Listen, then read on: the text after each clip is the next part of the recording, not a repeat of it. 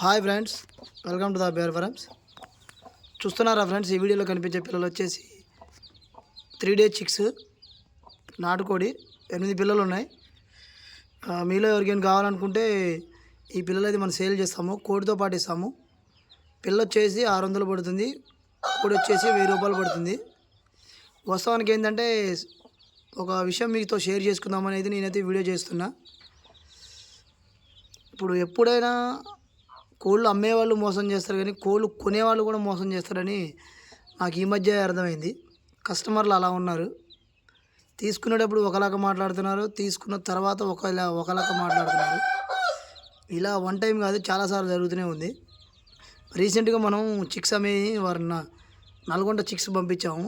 ఆ కస్టమర్ కూడా ఇదే చేశాడు. పంపించేటప్పుడు ఒక పిల్ల ఎక్స్ట్రా పంపించాను, డబ్బులు కొట్టలేదు దానికి. అన్న నా దగ్గర డబ్బులు లేవు, 2 రోజులు ఆగి కొడతా అన్నాడు. సరే 2 రోజులు ఆగి 3 రోజులు ఆగి ఫోన్ చేస్తే కనీసం ఫోన్ కూడా రెస్పాండ్ కావట్లేదు. మన నమ్మకంతో డబ్బులు పంపించకపోయినా పిల్లలు పంపించాము. నైట్ వెళ్ళి కారులో మరీ అక్కడ బస్ స్టాండ్ దగ్గరికి వెళ్ళి మరీ మనం ఇచ్చాము. ఎందుకంటే మన పాత కస్టమర్ కాబట్టి నమ్మి మరీ పంపించాము.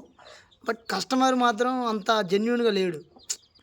ఇది ఒక్క రోజుతో పోయేది కాదు. అది మరి ఆ బ్రదర్కి అర్థమైందా లేదనేది నాకు అర్థం కాలేదు. అంత నమ్మకంతో మనం పంపిస్తున్నప్పుడు కస్టమర్ కూడా అంత నమ్మకంతో ఉంటే బాగుంటుందని నా ఒక ఆలోచన. ఇలాని కాదు, ఇంకో బ్రదర్ కూడా ఉండు 200 ఇవ్వాలి, ఇంకో బ్రదర్ 200 ఇవ్వాలి, ఇంకో బ్రదర్ మొత్తం 4 ఇప్పుడు 4 క్యాండిడేట్ అనమాట. ఇట్లా డబ్బులు ఇస్తా అని ఇవ్వట్లేదు. పుట్టకోటలో ఒకళ్ళు ఉన్నారు, వెంకటాపాలెంలో ఒకళ్ళు ఉన్నారు, విజయవాడ దగ్గర అనుకుంటా మేబీ, తను కూడా ఒక 200 ఇవ్వాలి.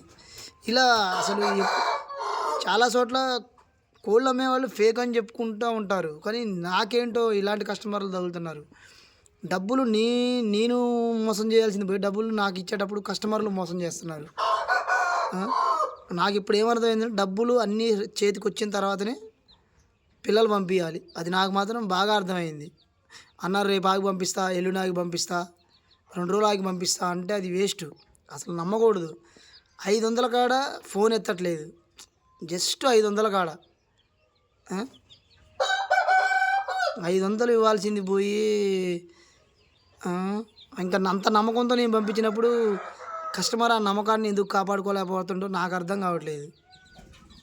దయచేసి ఫ్రెండ్స్ అర్థం చేసుకోండి.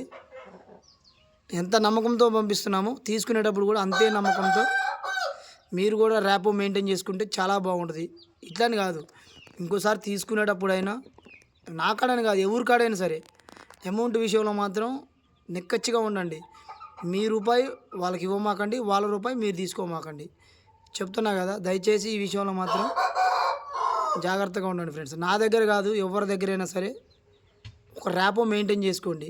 నమ్మకం అనేది చాలా లేటుగా కలుగుతుంది. నమ్మకం అనేది ఒక్క ఇన్సిడెంట్తో పోతుంది. కాబట్టి దయచేసి ఎవరు కూడా ఎవరికి మోసం చేసుకోమాకండి, మీరు మోసపోకండి. ఓకేనా ఫ్రెండ్స్, ఇది చెప్దాం అనుకుంటున్నా, అందుకే ఈ వీడియో చేస్తున్నా. 500 కోసం ఫోన్లు ఎత్తకుండా అంత గలీజ్గా అసలు నాకేం నచ్చలేదు అసలు. సరే పోనీ 500తోనే పోద్ది, అంతేగా 500తో బాధ్యము. ఇప్పుడు విజయవాడ అయినా ఒక 200 ఇవ్వాలి, అది పోయింది. పుట్టకోట అయినా ఒక 200 ఇవ్వాలి, అట్ట పోయింది. వెంకటాపాలెం అయినా ఒక 200 ఇవ్వాలి, అది అట్లా పోయింది.